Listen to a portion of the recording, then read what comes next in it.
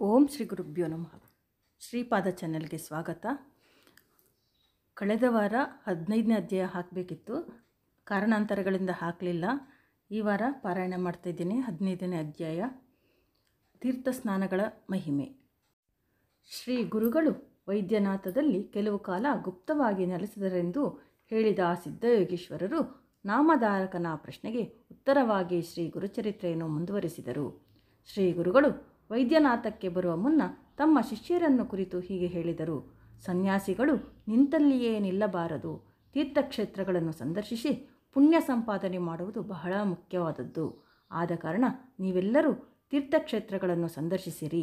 ನಾವು ಇನ್ನು ಸ್ವಲ್ಪ ಕಾಲ ಜನರಿಂದ ದೂರವಾಗಿ ರಹಸ್ಯ ಸ್ಥಳದಲ್ಲಿದ್ದು ಅಜ್ಞಾತವಾಗಿ ಕೆಲವು ದಿನ ತಪಸ್ಸಿನಲ್ಲಿ ತೊಡಗುತ್ತೇವೆ.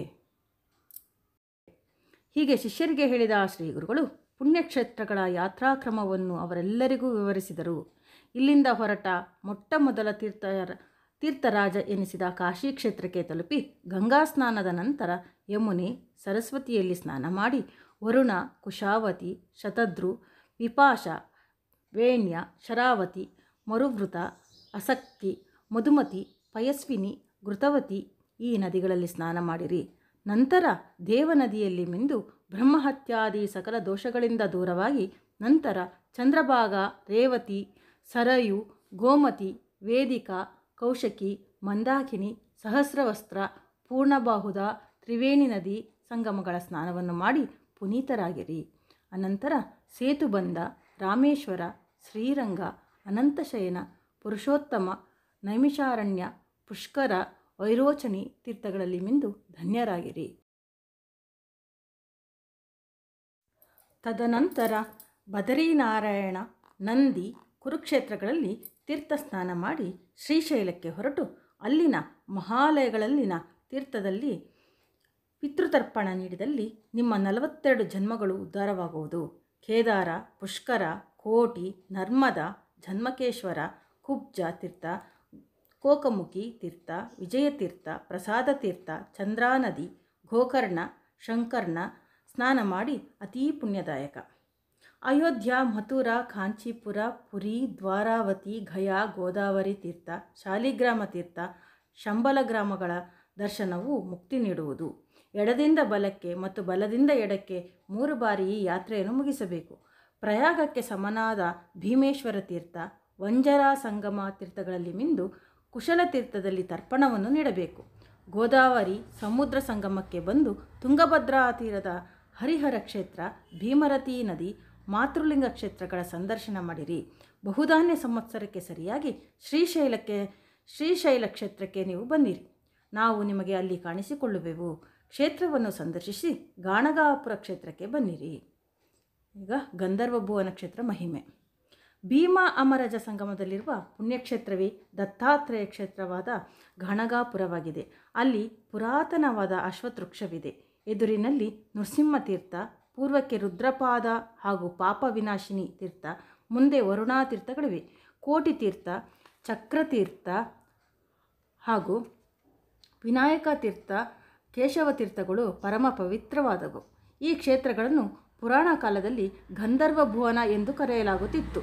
ಈ ಸಿದ್ಧಭೂಮಿಯ ಸಮೀಪದಲ್ಲಿ ಕಾಸಿನಿ, ಸಂಗಮ ಭೀಮ, ಅನಂತ ತೀರ್ಥ, ತುಂಗಭದ್ರಾವರದ ಮಾಲಾಪಹಾರಿ, ಸಿವೃತಿ ಸಂಗಮಗಳು ಮಹಾಪಾಪ ನಾಶವಾದವೆ.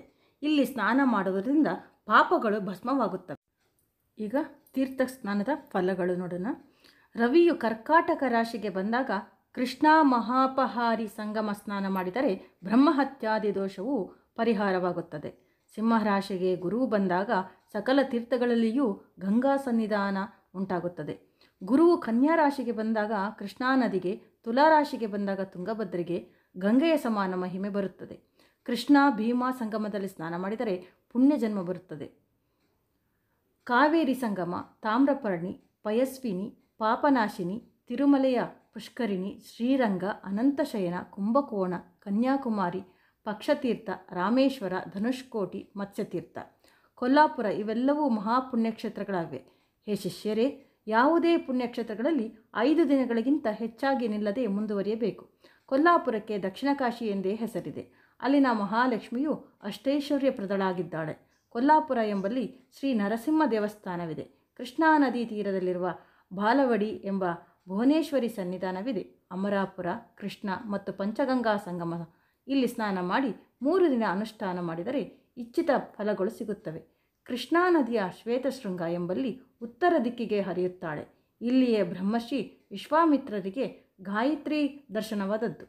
ಕೇದಾರೇಶ್ವರ, ಪೀಠಾಪುರ, ವೃಷಭಾದ್ರಿ, ಅಹೋಬಲ ನರಸಿಂಹ ಕ್ಷೇತ್ರ ಹಾಗೂ ಸಪ್ತರ್ಷಿಗಳ ತಪೋಭೂಮಿಯಾದ ಮಣಿಗಿರಿ ಇವುಗಳನ್ನು ಅಗತ್ಯವಾಗಿ ನೋಡಿ ಬನ್ನಿ. ನದಿ ಸ್ನಾನ ಮಾಡುವಾಗ ಕೆಲವೊಂದು ಕ್ರಮಗಳನ್ನು ಅನುಸರಿಸಬೇಕು. ಸ್ತ್ರೀಯರು ರಜಸ್ವಲೆಯಾಗಿರುವಾಗ ನದಿ ಸ್ನಾನವನ್ನು ಮಾಡಬಾರದು. ಕರ್ಕಾಟಕ ಸಂಕ್ರಮಣದಿಂದ ಪ್ರಾರಂಭವಾಗಿ ಮುಂದಿನ 2 ತಿಂಗಳು ತೀರ್ಥಸ್ನಾನ ಮಾಡಬಾರದು. ನದಿಗಳಿಗೂ ಚೈತ್ರ, ವೈಶಾಖ ಮಾಸಗಳಲ್ಲಿ 10 ದಿನಗಳ ಕಾಲ ರಜಸ್ವಲಾದೋಷಗಳಿರುತ್ತವೆ. ಆ ಕಾಲದಲ್ಲಿ ಸ್ನಾನವು ವರ್ಜ್ಯ. ಬಾವಿ, ಕೆರೆ, ಕುಂಟೆಗಳಲ್ಲಿ ಹೊಸ ನೀರು ಬಂದ ದಿನವೇ ಸ್ನಾನ ಮಾಡಬಾರದು. ಶ್ರೀ ಗುರುಗಳು ಹೀಗೆ ತಮ್ಮ ಪ್ರಿಯ ಶಿಷ್ಯರಿಗೆ ತೀರ್ಥಸ್ನಾನಗಳ ಪುಣ್ಯ ಫಲಗಳನ್ನು ನಿರೂಪಿಸಿ ಅವರನ್ನು ತೀರ್ಥಯಾತ್ರೆಗೆ ಕಳುಹಿಸಿಕೊಟ್ಟ ವೈದ್ಯನಾಥ ಕ್ಷೇತ್ರದಲ್ಲಿಯೇ ಕೆಲವು ದಿನ ಗೋಪ್ಯವಾಗಿ ವಾಸ ಮಾಡಿದರು. ಅವರ ಸೇವೆಗೆ ನಾನು ಮಾತ್ರ ಅಲ್ಲಿಯೇ ಉಳಿದೆ ಎಂದು ಸಿದ್ಧಯೋಗೀಶ್ವರರು ನಾಮಧಾರಕನಿಗೆ ಹೇಳಿದರು ಎಂಬುದಲ್ಲಿಗೆ ತೀರ್ಥಸ್ನಾನಗಳ ಮಹಿಮೆ ಎಂಬ ಶ್ರೀ ಗುರುಚರಿತ್ರೆಯ 15ನೇ ಅಧ್ಯಾಯ ಮುಗಿಯಿತು. ಸರ್ವೇ ಜನ ಸುಖಿನೋ ಭವಂತು.